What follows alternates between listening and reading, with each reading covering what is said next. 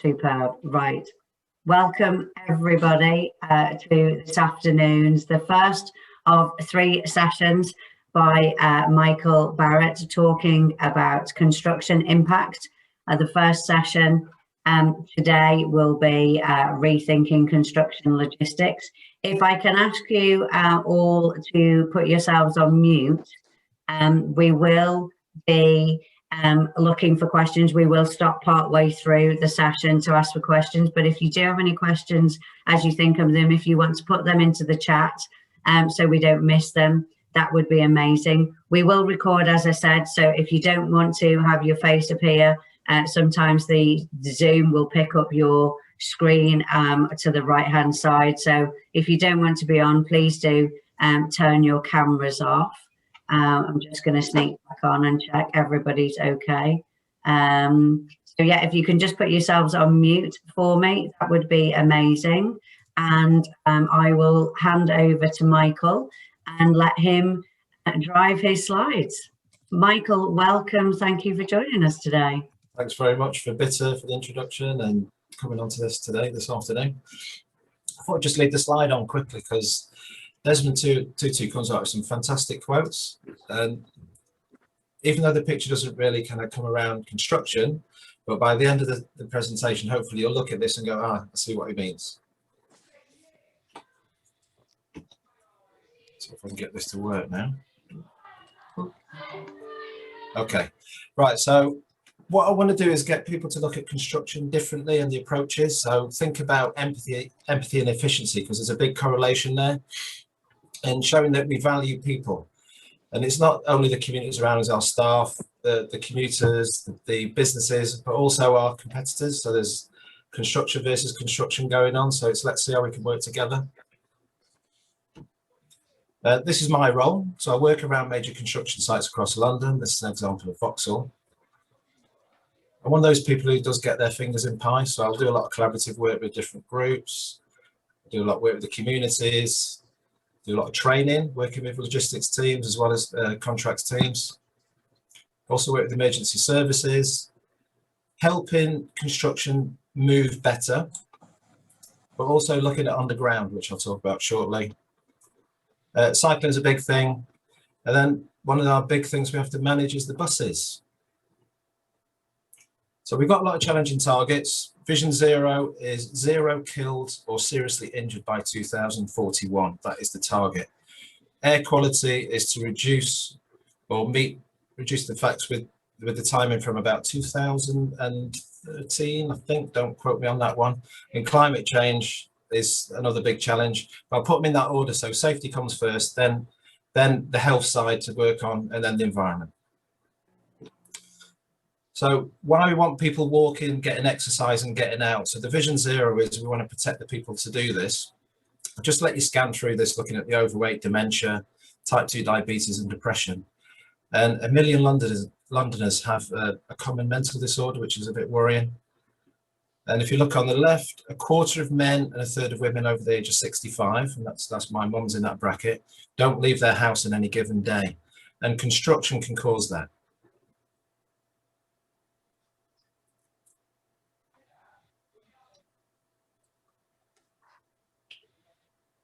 Okay. Right, particulate matter, and there's quite a few people on this meeting today that are doing a lot of work on reducing this, and nitrogen dioxide. 4,000 attributed deaths premature across London, and the figures a couple of years ago were around the 9,000. You're looking at 40,000 in the UK. And it's not just concentrated on the city itself, it's spread across London. So wherever you're working across London, you can be causing this extra challenge that we've got. And then net carbon by 2050, are we going to be able to do that? And it's not just about transport, there's other stuff. Commercial fishing's a massive one to look at, but our job at the moment is to look at how we can do our bits. So this is just give an example of London moving, and occasionally on certain sections it's not moving. And the red areas are contributed to diversion routes of traffic, peak times of traffic, construction traffic. Now if this stops, then we've got problems. And for logistics teams in there, you need to make sure your freight is moving along these routes. And ideally, it's the bluer colour. So when we do work, we have to consider everybody, and that is everybody. This is a nice little picture of a group of adults with learning difficulties that I do work with. And there's a mix of us in there, and it's considering everybody when you do your works, not just the people who can get around easily. So freight, underground freight. What's underground freight? I was just mentioning this to somebody earlier. If you turn your tap on, you are having water delivered to you to have your glass of water. You're getting your electric delivered to you. You're getting your gas delivered to you. And this is in the form of a tunnel, which is very similar to a road. So we have to kind of treat it very similarly. One of the challenges we have with construction is they will want it last minute. Or if you're doing diversion works as part of the demolition, you want it straight away. And because London has not just got one building site, there's thousands across the area, is doing this all at the same time causes major issues.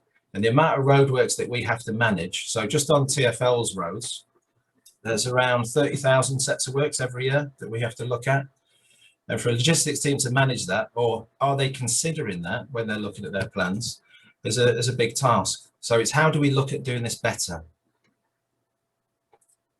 So I'll just give you a little example. This was Cadent Gas on Victoria Embankment. So where it says Cyclist, Dismount and use footway, that was their proposal to shut the cycle track, this area here. Now, we want you to maintain cyclists where possible. And on that route, you're looking around 3,000 cyclists in the peaks. So a suggestion was put in place to take out lane 1 for cyclists. Now you're down to 1 lane where there was 2. Now, if you're thinking about climate change, you're thinking about Vision Zero, you're thinking about air quality, you're now going to cause congestion. So we need to be a bit clever on how we approach this. And the 2 people on the bottom is who we need to think about. So a standard cyclist or a competent cyclist that is not disabled, I'm not worried about. But for Isabel and Kevin, I'm worried about them. And I do not want them to come up to a point where they can't cycle anymore. So we worked with this area and designed in space that met what it was before from the original plan. Now it's maintaining 2 lanes in one direction. Yes, they're slightly narrower, but you're supposed to be doing 20 miles an hour along these stretches anyway. Maintain cycling, maintain the works area, which is what Caden wanted, maintain pedestrians. And this is what you call the exemplar method. So you meet everybody. You can't always do that, but why not aim for that high every time you do something? Now, talking about 20%, there's about 11.6 million people in the UK that are registered disabled or long-term illness. And that's 20% of people we forget. 80% of those people have hidden disabilities. And when you're doing works like this, have you considered what you do, whether it's parking on the footpath or getting access, closing footpaths, etc. This is something that I'm going to talk about in session 3 a bit more in detail, but it's just something to bring to the table today. Now, just another example of what happens when you're working on a construction site and you shut a footpath. This is an extreme example on Tooley Street where we had 4,000 to 5,000 pedestrians an hour coming along Tooley Street, and then Network Rail proposed to shut the footpath, putting the rest of the pedestrians on that other footpath. And how was that looked at? So most construction sites say, we'll just shut the footpath, and let's just leave it at that. Now, with using a Legion model, it gives you an idea of when you're transferring movement of pedestrians. So the top left picture gives you an idea of how it's moving reasonably freely on both sides, but all of a sudden you want to put everybody on one side. If you look at the little boxes on the top right-hand side, you'll give an idea of the comfort. And as soon as you've got somebody this close to you, that is no longer comfortable. And the likelihood of somebody stepping in the road to avoid that is quite high. So what do? Number 1 is recognizing there's an issue. And then number 2 is doing something about it. So what we did with Network Rail, we worked them on widening the footpath to accommodate all those pedestrians. And you can see from some of these pictures what we put in to make sure it was done safely. Not so much the barriers, but the width and the cycle infrastructure to help out.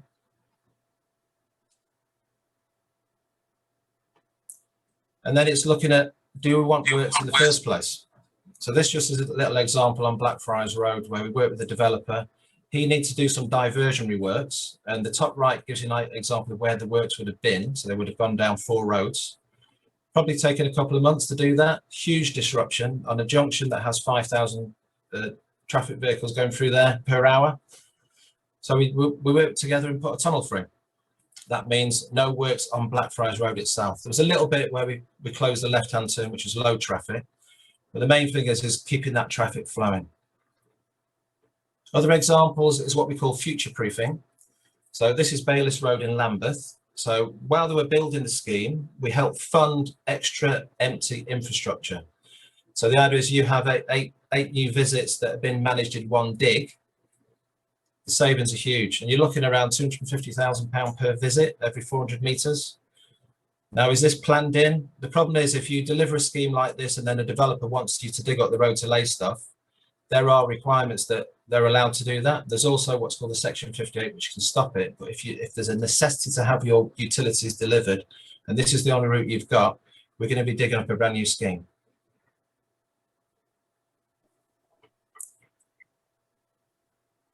Any questions on what that looks like right now?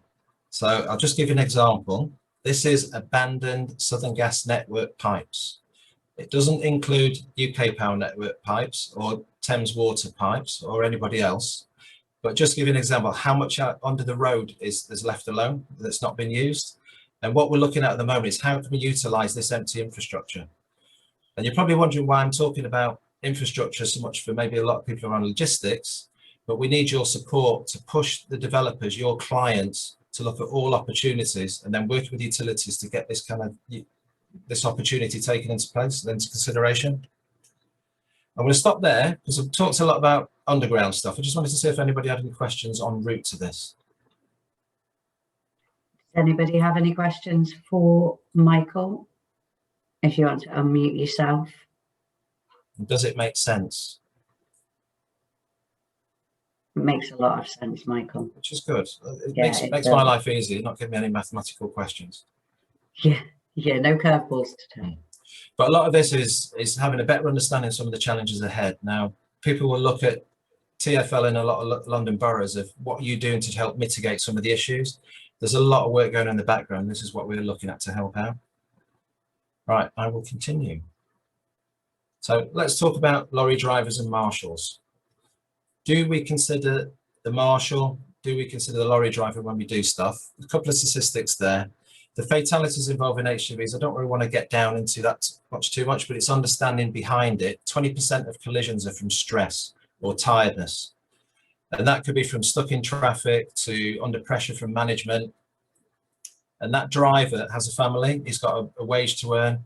He doesn't wake up in the morning and want to go out and cause any damage. He wants to go do a good job, get home and look after his family. And we can help look after him. Marshals, do we look after marshals? And there's a lot of construction sites I go to and watch the marshalling standards a little bit weak. And if you treat somebody in a certain way, they will react in a certain way. And I believe we can treat marshals a lot better. And again, like a driver, they've got families, they've got lives to live. And they don't want to go in there and do a bad job, but if you treat them poorly, we don't want that negative reaction. And looking at this 10% from efficient driving, if you take all the problems away, that can be achievable. So this is where I get my stats from, just for awareness. So the algorithm that we use for £3.98 per HGV kilometre puts a few variables in there: pollution, collision risk, bus revenue, fleet cost, running cost, and time being the most important thing we have. Now, if you take an HGV out of a queue, this is how it benefits us, but it also benefits you because it gives you a bit more extra capacity to get through smoother and less delay. If vehicles stand static, the pollution is higher than what it would be running. That just gives you a graph at the top. And I use DFT to get these stats for what we're going to be talking about. The pollution from idling is not an easy one to do, so I've just kept it as 4 litres per hour, and that's been reserved. Now, the easiest one to show massive savings with HGV management is to crush concrete on site for piling mats. Now, the problem with, or the challenge we have with this, is some boroughs will not like you to do that because of the noise and dust. If you manage the noise and dust, it's a really productive way of reducing traffic. And this is an example in Blackfriars. They're computer-generated images where the yellow circle is, which I'll talk about in a little while. This is where we work with the client to crush on site 7,000 cube and saving 58 tons of CO2, 38 kilograms of NOx. The big thing for us is that network saving of nearly £300,000. just from one method. And if you have 100 sites doing this, you can look at the benefit. So some of the inefficiencies we take seriously, I'll give you an example from left to right. 3 drivers are there, although you can't tell. They've turned up at 6 o'clock in the morning to sit in a cycle lane on double reds and Lambeth Palace Road. Why do you do that? So if you've got pen and paper, just write that down and then we'll talk about it in a little while. It's me that gets hammered on Twitter to go out and look at stuff like this. And a lot of the cyclists were complaining that the lorries took out the cycle track. So if you're thinking about Vision Zero, by then parked there, the cyclist now has to go into the main route and put himself into conflict with larger vehicles. The one in the middle, there's a gentleman with a black shirt on his phone walking behind the driver.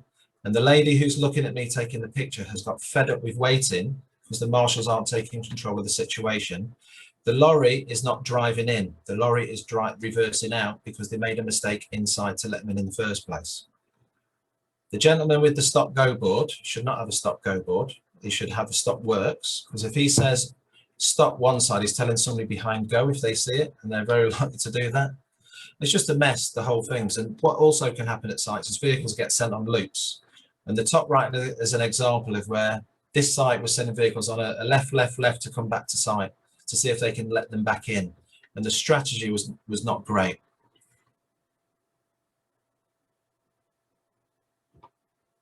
So to look after the driver, that just gives you a little bit of an idea of peak time flows.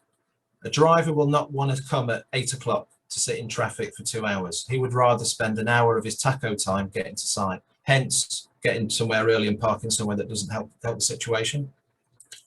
So why don't we agree to let him come at 6 o'clock in the morning so he can come up to site, switch off, chill out, go for a coffee. Now that is not easy because you're kind of going against some of the planning consents, but also with the environment teams and the local communities, they won't want to see lorries on site or near their homes at 6 o'clock in the morning. But we can work together with communities to kind of bypass this on occasion. This is just an example on Blackfriars where we allowed 4 vehicles on site and there were a lot of residents just overlooking this site. So they're the ones we got to help sign it off. Once the residents are happy, the environmental teams are happier, and they will sign it off as well. We do a formal arrangement how this is done regimentedly and robustly, and the marshals manage the vehicles properly. So you don't want any noise coming from the drivers when they're parking up. So close your doors quietly, don't loiter, straight in the caf, coffee, off you go. Now you might see this picture, I'll flick back to, where the lorries are parked on the left-hand side and the one coming out is the same site. So we worked with the developer to design a section of road that you could literally come and park 24 hours if you wanted to. We put in safe cycling, maintain the traffic, which is then maintain everything we're doing. And this is using that same method of approach, what we did with Cadent Gas on Victoria Embankment. Now for the marshals, it's a lot easier to manage. The drivers can turn up as well in a safe area, as long as they've got enough room to get out of the cab, which you have to be careful of. If you look at the stats, number 1, they don't get sent on loops. Number 2, they're in a nice secure area, again, for no idling. And this just gives you an example of some of the savings. Now, the client's not going to worry about this too much because he's already got his set fee, but the contractors are keen on their margins. So if you can help them as best as possible, and the driver can leave that site in a better frame of mind.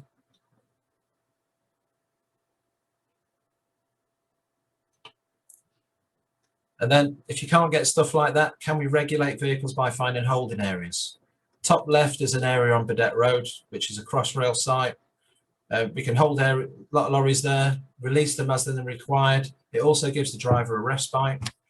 If you haven't got this, are there pockets of land we can utilise? Bottom left is the same site I circle with yellow. Because they crushed and had their pilot on site, we asked them if they would like to get some revenue back from the work and rent it to Tideway. So Tideway have had that site for a couple of years now, which they can bring vehicles in, get them checked off-road, and then send them off again, which is a nice way of doing it. When you can't find brownfield land to do that, there are car parks. TfL have got some park areas like this one on the right-hand side, where we worked with our asset team to set up a nice area that lorries could come in. Concrete wagons are always a challenge because there's a lot of them that come.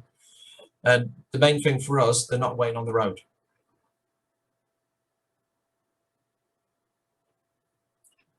So holding areas are few and far between. So if we can, let's share them. And this is just a little example of one on Great Dover Street where we had 4 sites sharing the one holding area. The challenges we have to do is look at everybody's program and who would need to take priority. So if you've got one that's got, say, a basement dig that need a few more lorries using this kind of area, let's use them as the priority and others can fit in on the gaps. But this is where you work as a team with your fellow competitors to give out information about your program. And then by doing that, it allows us to identify any gaps that we can fill in these bays with somebody else's vehicles to help out. Not a hard thing to set up, and this site has worked really well. And I think in total, this holding area, we've had over 10 different companies been using it and sharing it over the last few years. Now, with holding areas, you will normally have a welfare van. And talking about valuing people, so Errol is a gentleman at the back looking at us. He was the person who was in charge of this welfare unit. We forgot about Winter. So when I popped down to see him, which I do quite frequently say hello, see how he's getting on because he's sitting there on his own. He's sitting there with the engine running. And I said, how long have you had your engine running? He said, all day. He says, I feel really guilty about this because it's a lot of pollution and it's a lot of waste. I said, well, we've got to keep you warm, Errol. This is the only thing, this is the best way forward. You're going to have to keep your engine running. However, are there alternatives that we could have looked at? So we had a chat with Nixon, who have a solar powered van. All of them are unavailable. So we looked at different kind of fueling, and hydro-treated vegetable oil was the choice that we used. Claim reduction of 90%. Not super great, but it is a recycle project. And for Thames Water, who have issues with the fatberg, any fat that's being diverted is always good news for them. So I think it's a nice little thing, and it gave Errol a bit of feeling that he was valued about his what he said. And moving forward, he's a happy chap, and he does a really good job. Now, talking about valuing people, same as with Errol, Marshals, if you treat Marshals well, you look after them, you listen to their needs, you help develop the Marshal, they will work a lot better and you won't have so much of the problems you have. So at TfL, we supply something called Elite Marshal Training, which is not how to marshal, it's just to empower you, gives you better knowledge about the environment, about safety, about disability, about crime. And then we take it an extra step on having champions. So the bottom right picture is we've got a community safety champion, environmental champion, a crime and disorder champion, and a cultivation champion. And Beres, the gentleman who's standing next to me, is St. George's cultivation champion. What's that mean? So what he's doing is growing food on site now. So that's a planter on the left-hand side, which the plan is that we're going to be giving that to the local community that needs a bit of help. And Beres has got this infectious smile. And it was something he used to do in Jamaica, and we'd given him that opportunity to bring something what he did at home to here. Because normally when you're living in an eight-story on a tower block, it's a little bit difficult to do some food growing. But the benefit for him now is he feels valued. He's doing a nice job, and he's got this little extra thing that gives him a real important feeling on the site, because he's the only person doing this on that whole construction site. Now, when you're talking about efficiency, good marshalling will give you that extra help. And I've said this as a neutral zone because you need neutral zones to help in, but the marshals are the key people on the sites to keep this going. And did a couple of calculations. You're looking at more than 10 seconds per maneuver per day per vehicle that you're bringing on a site if you can safely and regimentally manage vehicles coming in and out. And this is an example next to the Shard where we just form with concertina barriers just a no-go area for anybody else. The driver then only has the marshals to watch, and he can just move in swiftly. And then concertina's back, let the traffic go. Traffic lights. Now, I've said they can be your friend. They're probably one of the most hated bits of infrastructure we have, especially when it's on red. But TfL own and manage around 6,400 sets of lights. Now, how can that help? Because we're not allowed to tweak it just for your site, but we can share information. So this is a site in Old Street, that's the Star. The blue line going from right to left is the route that they have to access, turn left in, turn left out, and the plan was to go to Old Street roundabout to come back on yourself. However, Old Street is no longer a roundabout, which means they have to follow the red route to go all the way around. Now that is added on time, driver stress, and all the stuff that we don't want. So we had a look at the timings to see if we could allow a vehicle to turn right out of sight The challenges were we had 4 traffic lanes, 2 bus lanes, 2 traffic lanes going through. Now we found that between the platoons, so every time a light goes to green, you will have a group of vehicles that will set off with a gap behind them when there's a red light come from that previous junction. And we calculate there was 50-second gap. Then we did a memorandum of understanding, the MOUs, on how you manage the vehicles to come out of sight. And this is a saving. So the 31 hours driving time per week, this is, not per month. And then the distance is 458 per week, 320 kilograms. It's massive saving, but the benefit for the driver is huge because then he doesn't have to do that extra stress on his driving. We can also help out looking at very similar methods on getting across cycle lanes. Now, cycle infrastructure is increasing, and not just London, this is across the UK and the world. You will need to be able to manage vehicles across cycle tracks that could be having up to 3,000–4,000 cyclists an hour in some places. So it's understanding when the gaps are that's safer to bring the vehicle out. And again, we can help you with that. We're looking at the signal timings. This is an example on Blackfriars Road for one Blackfriars, which I've used this site on a number of things already. It just shows these packaging measures starting increasing for one site. And again, for reversing. Now, technically, highway code, you're not supposed to reverse onto a road. This is an example of Lehman Street where it's one way. So the vehicles come down. If they were to go past the gate then to reverse back, technically then they're driving the wrong way. But also there's challenges of reversing towards oncoming vehicles. So we did an MOU using the traffic lights here to get the gaps of traffic so when it was safe to reverse the vehicle out. Now, if you put it all together, you can do some good stuff. So I've mentioned about the Shard. So this is Shard Place. Bottom left, this is the holding area on Great Dover Street. If you're having problems at the gate, your vehicles get sent to Great Dover Street first, switch off, wait. There's a welfare unit there waiting to look after for teas and coffees and toilet.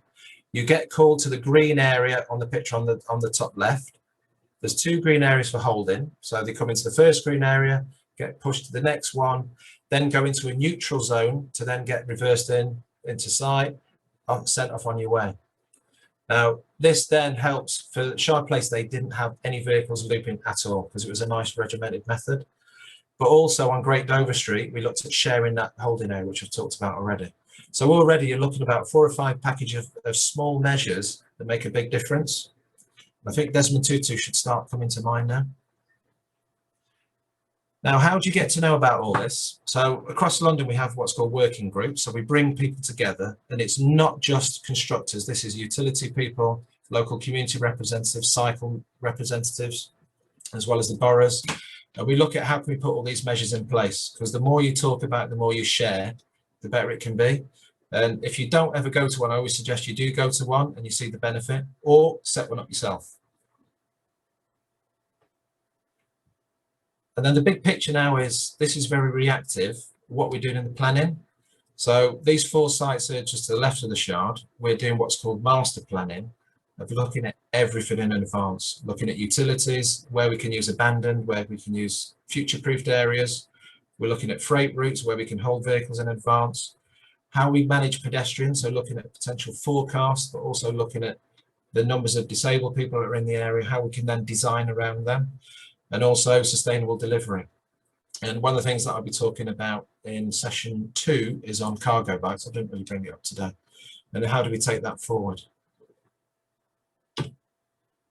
So it's down to you. We've all got a mirror. We know who's at the other side of the mirror. We can make a difference. And I like this little phrase, if we all go above and beyond becomes business as usual.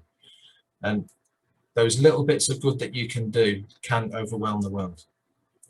Right, thank you very much. I'm hoping we get some questions now. Thank you very much, Michael. Very informative. And I think there's a lot of people in this room that will be thinking, oh yeah, you know, some really simple, once you think about it, but yeah, very, very effective things.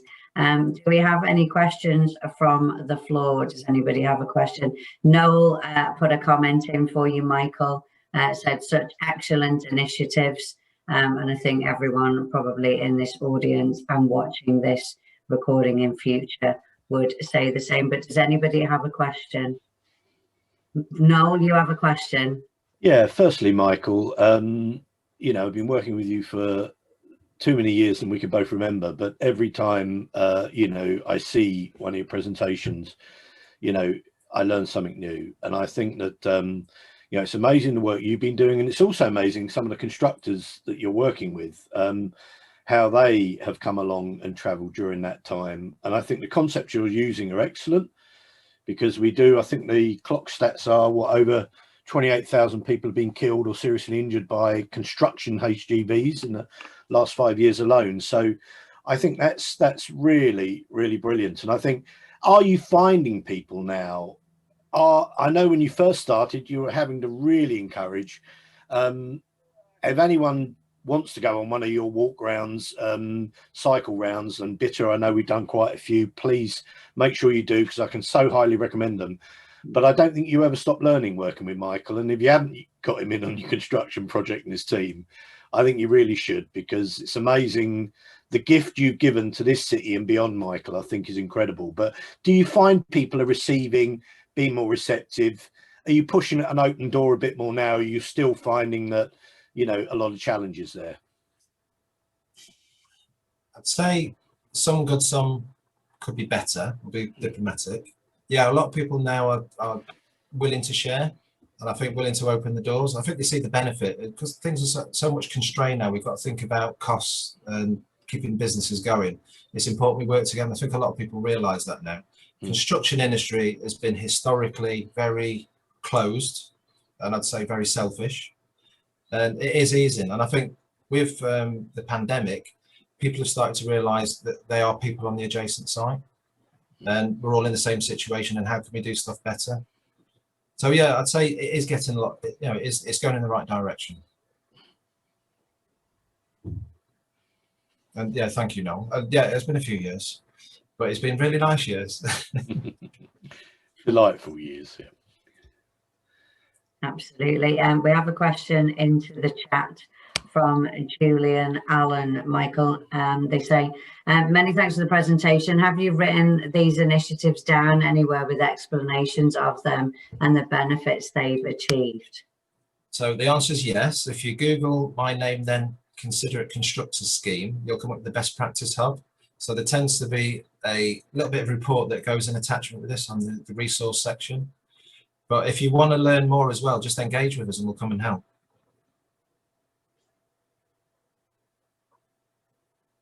Brilliant. Julian, does that help? I know you've turned your camera off, but does that help? Yeah, that's very helpful. Thanks. Sorry, I'm just sort of working on construction logistics as an academic, so I'm sort of trying to come up to speed on it. And obviously, you're, you know, more familiar and knowledgeable about it than anybody, Michael. So I wouldn't say we're always no, I'm always learning. So say Noel said he's learned a lot from me, I've learned a lot from Noel, and I think it's that bouncing off people that's the main thing, and not just people in the industry, because other people have different views. But for research, there's quite a few, there's about 41 articles in there that you could reference. Great, thank you. And I just wondered, on the years ago when I did do something on construction logistics, people were talking about, and I know academics have studied some of the like consolidation centre concepts. I wonder if they're sort of in practice anywhere in London or other British cities. Yeah, if you look on TfL's website for consolidation, there's a little like a magazine and shows you where they are. Okay. And I can't remember the exact number. I think it's about 12. But we're moving forward as well, not just on main consolidation, but micro consolidation. Okay. Which is probably a little bit easier to set up, and they're not so costly. And how frequently are they used on construction sites? Are they like a major part of most construction logistics for big sites? I would say the bigger sites, yes, because again the cost. But I think I wouldn't know the exact figures, but from the constructors that I talk to, or constructors that I talk to, not many are using them. Right. But say places like HS2, Tideway, Crossrail, they will look into the consolidation, and because it makes more sense, because it's such a huge scheme. Sure. And is there much happening when you get below big sites? I guess with the big sites, a lot of it's sort of mandated through the planning process. But when you get down to smaller sites, is there much work going on about sort of construction logistics and the impacts of it on smaller sites from sort of houses upwards? Well, TfL supply construction logistics plan training And it tends to be above a certain size that you then need to start really concentrating on what's called the CLP, with the acronym. It does feel like they don't do enough, but again, I understand the challenges with costs. So I think this is where us as highway authorities need to help the smaller businesses. Again, say for example, if you work on a TfL network, you have to get licensed to be able to unload your vehicles off the highway. So they will need to go through a certain process to have that approved and given. But no, it's challenging. We have Mark has raised his hand, and then Ruth, I know you've got a question, so we'll come over to you as well. But Mark Whitaker, you have a question? Hi, Michael. Just a general observation. Do you actually think that people view coordination and logistics as a bit of a grudge purchase, and they don't really do enough work up front to plan their sites? They do a lot of design, they do a lot of work on the physical side, perhaps the landscaping, but they really don't plan the construction logistics desperately well, and certainly don't coordinate it with people around them. I'd say you're right. I think one of the problems is it becomes a tick box exercise for the client to get his planning through. So he'll just say, yeah. But then when the contractor comes on, he'll probably find that a lot of this he wouldn't be able to do. Plus they've tendered on a certain cost and all this other work could cost more. I think we do need to look a lot closer in the beginning. The CLP training is there to help, but I still think the tick boxes thing we need to come away from. And it's when I said business as usual should be you do every little bit you can to make sure you reduce all the impacts that you do. And just for a quick one, by the way, Mark was my boss, or my boss's boss, should I say, and he could give you some good feedback about the Olympic Park, how that was managed, because that's had some good bits and bad bits on that one. No, thanks, Mark. Brilliant. Ruth, you had a question.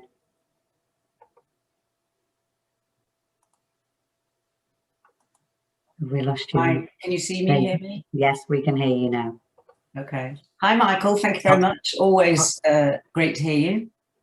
Hi, Ruth. Hi. Oh, I can't see myself. That's really weird. Anyway, as a non-professional, I wanted to ask about cyclist dismount signs, which nearly all the utilities and construction companies seem to want to throw out without thinking. And as you know, and I know, then a lot of people who cycle cannot dismount. So is there any methodology that this can be stopped, that they can't just be thrown out as confetti, which does seem to be the norm, especially when we're having things built along roadsides? Thank you. Right. Behaviour change is the big thing. Now, if we've done a guidance at TfL that promotes this, not to use that. And our director now, if anybody finds out, or if the teams see a dismount sign on a traffic management layout, it can go to him to approve it or deny it. And it's taken that seriously. It's the consistency across London that's always lacking, and the Red Book doesn't help. You need the Red Book updated a bit more to not highlight the sign and then the writing. It needs the writing and a little sign at the bottom to say, you know, worst case scenario, if that's the last thing you can do that. But it's work in progress, Ruth. And as you know, we try and progress this through presenting to the utilities, but things are changing. And I think one thing that is a positive over the since lockdown, all the big utility companies have taken on board disability equality.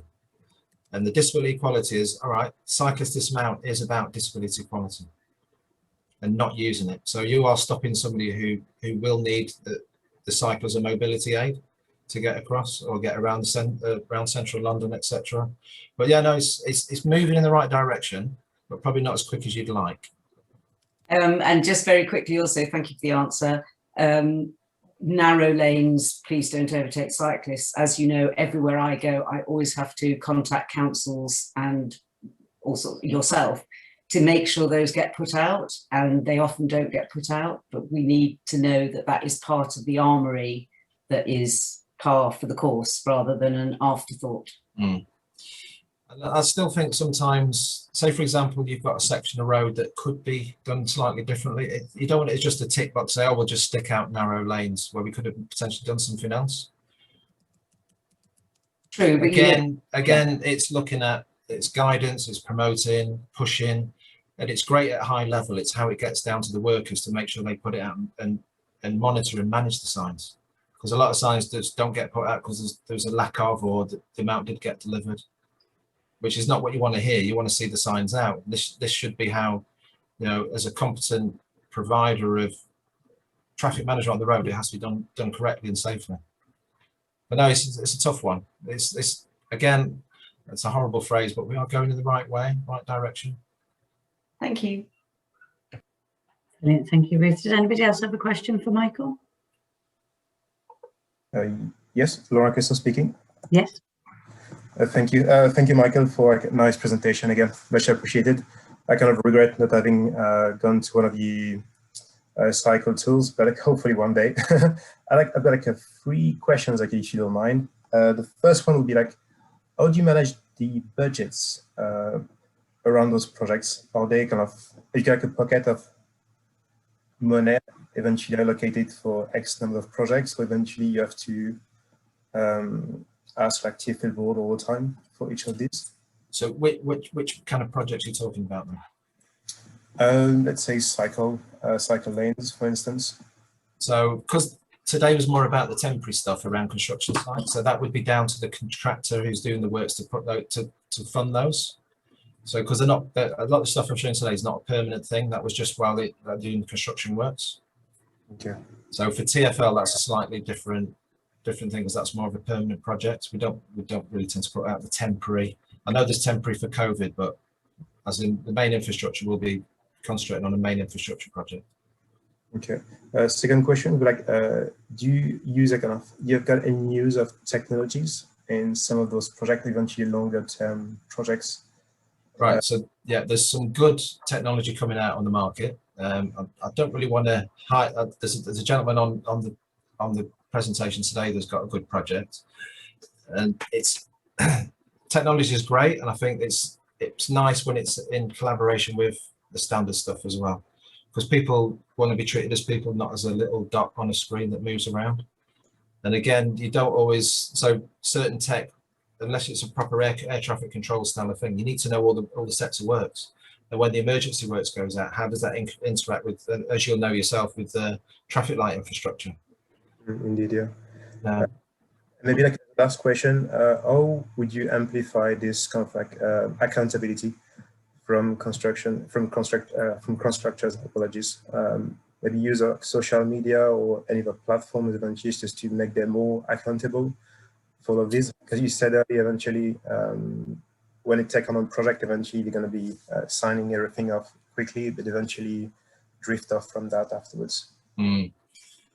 Corporate social responsibility is something that people need to follow.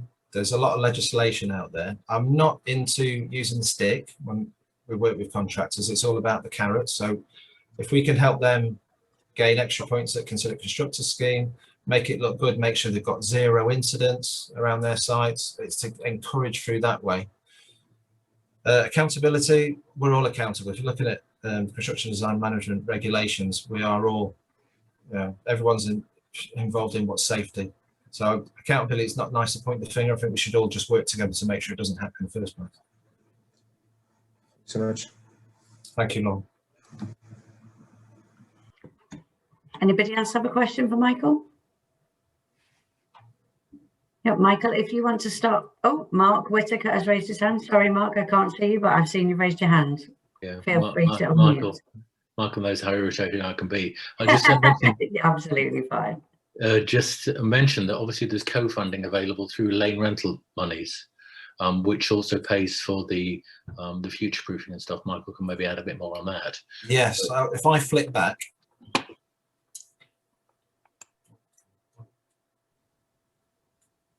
Here. So it's changed slightly. I don't know if there's a new layout now, Mark, for lane rental, which I need to kind of update myself a little bit more on. So it's, before we'd have like a set fee on certain types of roads where it's £800 a day to 2,500 a day. When somebody does work on the red route, most of these areas you will get a charge. That will then go into a bank account, let's say. We are not here to profit at TfL, so that money will get reinvested into something. And a lot of the time we can reinvest money into anything that reduces the impacts from roadworks itself. Now this picture here for Bayliss Road, all the infrastructure was paid by lane rental funding. the extra work. So there was no pressures on the actual budget for the budget holder, which is, it's always good news. And it benefits so many different people. So, you know, we've talked about climate change, we've talked about air quality, talked about safety. Reducing roadworks in cycle tracks is massive. So you don't have to put the cyclists on the road, but it's utilising that fund, which is a good stuff. It's a good way of doing it. Not all the boroughs seem to take advantage and put their hands out to grab it. And it's very similar with TfL as well, because I think it's, again, culture change. Is we now need to plan an extra 3 months behind to think about the infrastructure design underneath the carriageway, let alone on the top. But in those, it's definitely for me, it makes sense to do this. It's cheaper than having to get a tunnel boring machine to just dig the whole of London up to put big tunnels underneath, which would be nicer. But no, thanks, Mark, for reminding me on that one. Thank you, Mark. Michael, we've had a question from Tim in the audience. He says, hi, Michael, insightful presentation. Staying with the cycle theme, what measurements and mitigation would you suggest to limit cyclists undertaking HGVs whilst the HG is manoeuvring or turning left? Noted that Ford's vehicles should have signage on the rear, but is there further signage on the street appropriate? Are there further measures you could advise, perhaps Marshals? So quite a long one, but it's in the chat if you can see it. Tough one. So behaviour is really important. So behaviour of the driver and behaviour of the cyclist should be exactly the same, because we know that we're going underneath something that could do some serious damage. So it's respect for that. It's unfortunate that we have issues where people think they can still just just go quickly next to a lorry where they're not supposed to do. And I see this day in, day out when I'm out on the roads. Education, not so much the signage, because how often are you actually going to be looking at signs? By the time the signs that you've gone past it without looking to remind you about a lorry, but the education about the vehicle itself. But also, again, it's the condition of the road and the amount of infrastructure we have. So as infrastructure improves, that will help people then stay away from the conflict in the first place. But no, that is a challenging one to think about. And training is always as subjective. So in my view, I believe training is really important, but not everybody else want to follow that, because you learn to ride a bike when you're little, and then you carry on. Would you want somebody to tell you you've got to go do some training and be scrutinised? And I do training, and I've been scrutinised, and sometimes it can be quite, oh dear, I didn't realise I was that bad. But we need to change mindset. We need to change how we are and just accept that we're not as good as we think we are. We can do stuff better, and that includes the driver as well as the cyclist. I think for the lorry driver, it's unfortunate that he has got all this additional stress placed on him or her that can cause negative outputs as well. So a lot of the stuff I've been looking at today is, let's protect the driver. If you protect the driver, he will drive better, and he will feel that he's being looked after. And the amount of times I've been on the road where I've seen drivers do some really good stuff. Just one example of a McGee driver, he literally stopped in the road. There was about 30 cyclists that were all undertaking him. He needed to do a left, but he just stopped until they cleared. And some drivers might want to bully their way through, but he was very patient. And when I rang McGee, so I told him I needed to talk to him about one of their drivers. I thought, oh no, what's he done wrong? And I said, no, it's what he's done right. And understanding why he did that, what was his mood to do that. Now this is where we start looking at, if everybody's in a good mood and they'll be behaving a certain way, the roads will be a lot safer. We had training, education, that's the key thing. And now it's, as we get older, we get a bit more, we think we know it all. It's making sure our children are fully aware of this. But I hope that makes sense on that one. If it gives a thumb up or a thumb down. Did that answer your question? Big answer for a big question, but it certainly makes sense. I think education in all sectors is the key to moving forward, isn't it, Michael? Tim, did that answer you? Yes, thank you very much. Sorry, I've managed to get my mic working now. Oh, very good. So, well done, you. Yeah, thank you very much. It's a difficult one, isn't it? Because when you've got a situation like that, I completely agree that cycle training is important, and that would help mitigate some of that. But in a junction and construction site situation, obviously you can't stop and train people as they're passing through a junction. So it's always trying to think about those options in that specific situation. But yeah, you can look at temporary traffic management design to help situations, but again, that's putting additional cost out. And at the end of the day, a life, if you can't put a cost on a life, but then if you haven't got the budget to put the stuff in, where do you get it from? And developers, because it's all a lot of it will be profit for a development on selling something that's expensive, where unless it was a government scheme that was just a non-profit scheme, you can get funding for the non-profit stuff. But we need to encourage developers to get this mindset in place to say, look, anything you do around a construction site on the roads to reduce the certain conflicts, can we mess about with the design, and also utilizing traffic signals. But then you've got this circular problem of, if you start making changes to signals to accommodate, you can be impacting a bigger area, like I showed you on that vision that was showing with all the traffic moving around London.